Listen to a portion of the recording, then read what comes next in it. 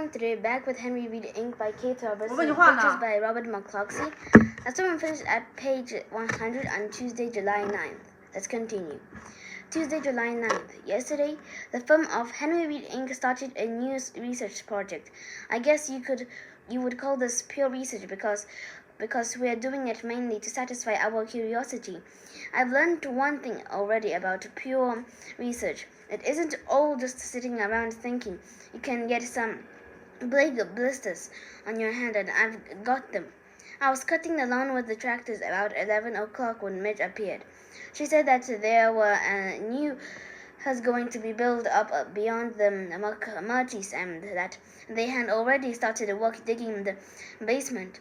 McMurtry's is the last house on Midge's side of the road. She said she was all excited about it and wanted to go up and watch. Everybody likes to watch a new building going up. And in Grover's Corner, a new house was a big event since there was only 9 houses to begin with, and another one meant more than a 10% increase. I finished what little now I had left to do, and together we walked up the road to watch. There weren't any carpenters. There weren't any carpenters there yet. Before a building goes up, it always seems to have to go down first. This was in the downstage. A bulldozer was digging a deep hole where the basement was to be, and near the edge of this was a truck with a peculiar tall derrick. On the back of it, 2 men were walking away with it, riding up something. What's that? What's that contraption? He's going to drill a well. Midge replied. I had never seen a well drilled before, and it was very interesting. I stayed there watching until lunchtime, and right after lunch I went back again. The drilling bit is a big, heavy piece of steel, about 8 feet long and about 6 inches in diameter.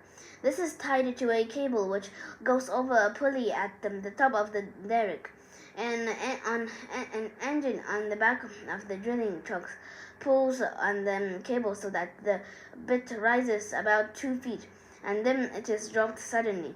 The bit goes thump, thump, thump against the ground and pounds a hole deeper and deeper. By noontime, the bit was down about 20 feet and had hit some rock. The man who was in charge didn't seem to mind. He just kept right on drilling. He says that the drill goes a little bit slower than that. It goes right through rock without any trouble.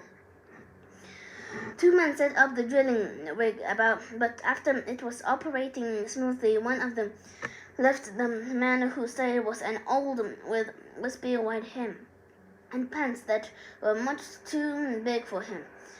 If it hadn't been for a pair of suspenders, I'm pretty sure they would have fallen off. There wasn't really very much for him to do, since the rig operated automatically. He stood around with his both hands on his suspenders, now and then looking at the cable that was going up and down. Once in a while he went over to the ridge and made some sort of adjustment. Part of the time he spent leaning against a big tree with his eyes closed. Then when I asked him about it, he said something. Sometimes he could tell better what was happening by the sound of and the feel of things than he could by watching.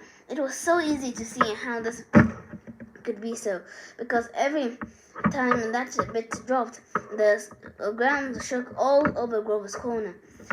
How do you know when to drill so that you'll get water? I asked. You don't, he replied. Usually we just pick a spot that's fairly handy to the house so we can put the well pump in the basement. Most of the time around here we hit the water sooner or later.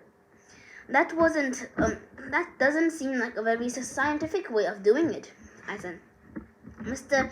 Marble, that was his name, as I found out later, agreed that this wasn't very scientific, but that's a problem that no scientist has been able to solve, young fellow, and if you solve it, you could make yourself a pot of money.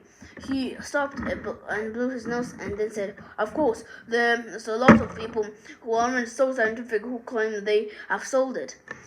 What do you mean? Dowsers, he said. They explain they can locate water under the ground with a stick. Mitch and I were both interested and we asked a lot of questions. According to Mr. Marble, a dowser uses a piece of fruit wood, apple, cherry, peach, pear, or whatever he likes best. He cuts off a small limb where there is a fork or crutch, just as you do when you make a slingshot. However, he uses a big piece of wood than you do with the for a slingshot. Both of the branch of the crotch were left about a foot long. Some dowsers like to cut their dowsing sticks when the flap is going up and when the flap is going down. Mr. Marble says that the only stab that matters, in his opinion, is the stab that cuts the stick. From the way Mitch laughed, you would have thought that Mr. Marble was Bob Hope.